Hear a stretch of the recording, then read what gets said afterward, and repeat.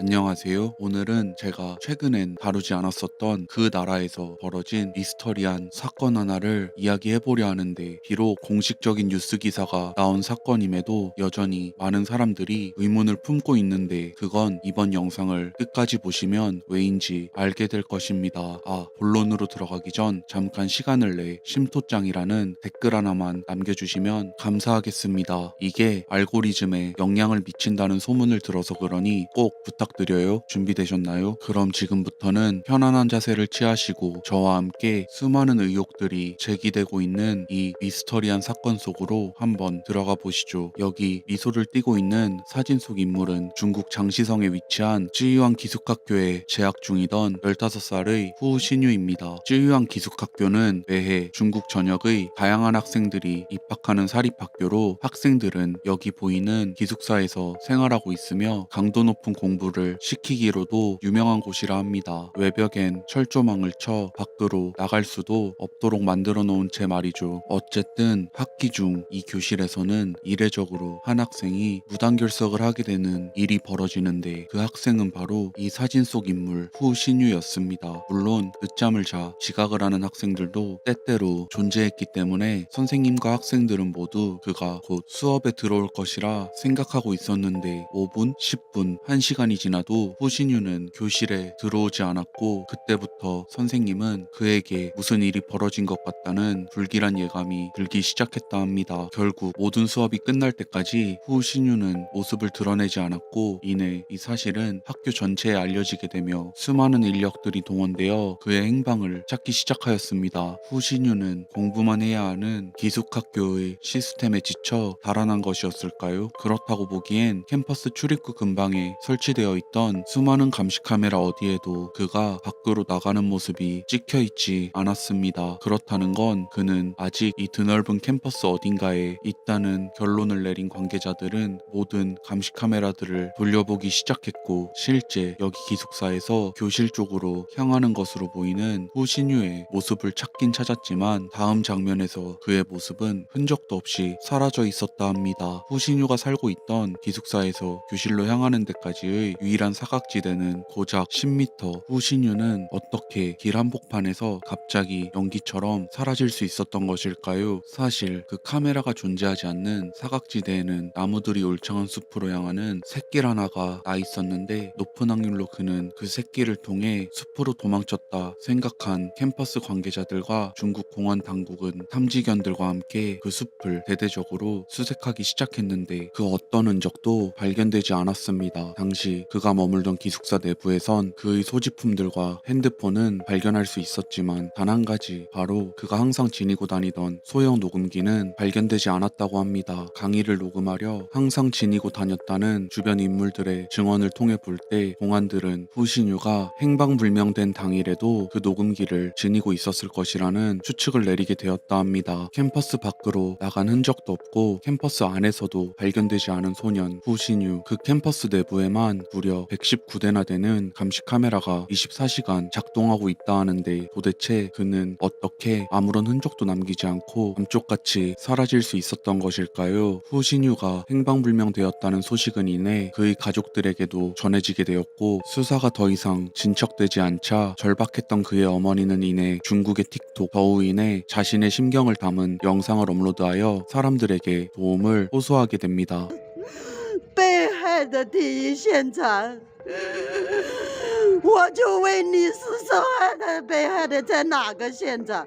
여기 실성하여 바닥에 누워있는 어머니의 모습으로 볼 때 그녀가 얼마나 자신의 아들을 사랑했는지 알 수 있었고, 이런 그녀의 모습들이 담긴 영상들은 이내 수많은 사람들의 관심을 끌어모으게 되었습니다. 후신유의 행방을 찾아보던 유저들 중 몇몇은 이 사건이 단순 실종 사건이 아닌 뭔가 복잡하고 더러운 비밀이 숨겨져 있는 것 같다는 의견과 그 증거 자료들을 인터넷에 업로드하였는데, 하는데 그 전에 잠깐 후신유가 재학 중이던 쯔이안 기숙학교에는 후신유 이전에도 여러 학생들이 매년 실종되고 있었다고 합니다. 이를 들은 유저들은 이내 분명 이 쯔이안 기숙학교가 숨기고 있는 비밀이 존재할 것이라 생각하였고 조금 더 파헤쳐보자 더욱 의심할 만한 증거들이 하나둘 나오기 시작했습니다. 먼저 학교 측은 당시 중국 공안에게 일부 장면들이 삭제된 CCTV 영상을 제공하였다고 하는데 도대체 누가 왜 무엇을 숨기기 위해서 특정 시간대에 녹화된 장면들을 삭제한 것일까요? 그렇다면 사람들은 어떻게 감시 카메라에 녹화된 영상들 중 일부분이 삭제되었다는 사실을 알아낸 것인지도 궁금하실 겁니다. 그건 바로 자신이 쯔이완 기숙학교 보안팀에서 근무하고 있다 밝힌 익명의 누군가가 이 영상을 공개하였기 때문이었죠. 화질이 그리 좋진 않지만 적이 의식을 잃은 것으로 추측되는 남성이 여러 명의 사람들에 의해 들것에 들려 어딘가로 옮겨지는 것처럼 보여졌는데 익명의 제보자는 저 남성이 바로 후신유라 주장하였습니다. 그 다음으론 후신유가 항상 소지하고 다녔다는 소형 녹음기에 저장되어 있던 녹음 파일 또한 공개되게 되었는데 이는 당시 그가 가지고 있던 녹음기가 고가의 블루투스 제품이었기에 녹음이 완료되면 클라우드 서버로 자동으로 동기화되는 기능이 존재했으며 한 해커가 클라우드 서버에서 추출해낸 음성 녹음 파일이라고 합니다.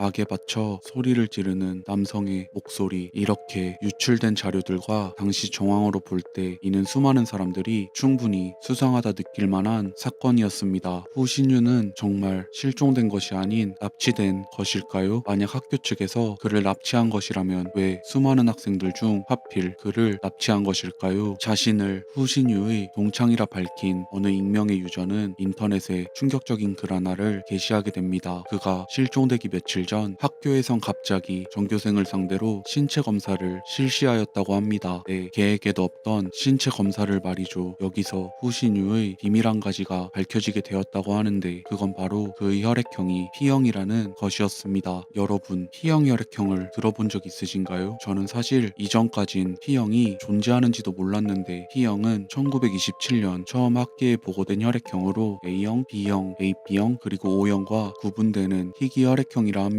이는 중국 전역에서 단 12명만이 가지고 있는 혈액형이라 하는데 만약 P형 혈액형을 가진 사람이 수혈을 받아야 하는 상황이 온다면 사실상 혈액을 공급받기가 불가능한 정도라고 합니다. 그런 희귀한 혈액형을 가진 후신유만이 흔적도 없이 사라진 것으로 볼 때 사람들 사이에선 정부 고위층의 그 혈액형을 가진 누군가가 수혈 혹은 장기 이식을 받기 위해 그를 의도적으로 납치한 것이라는 소문이 돌기 시작했다 합니다. 이 모든 정황들은 꽤나 신빙성 있는 것처럼 보였기에 그때부터 수많은 사람들은 온라인이 아닌 실제 학교 앞에서 피켓을 들고 시위를 하기 시작했습니다. 아무리 봐도 학교 측에서 무엇인가를 은폐하려 하는 것이 분명해 보였기 때문이었죠. 그러자 교정과 교직원들은 이런 시위대를 향해 대려 불만과 분노를 표출하였는데 会放过你。我知道我。现在放不过你，以后也不会。那我想问你一下，杜总，你说啥呀我如果不管刘明这件事，你能放过我吗？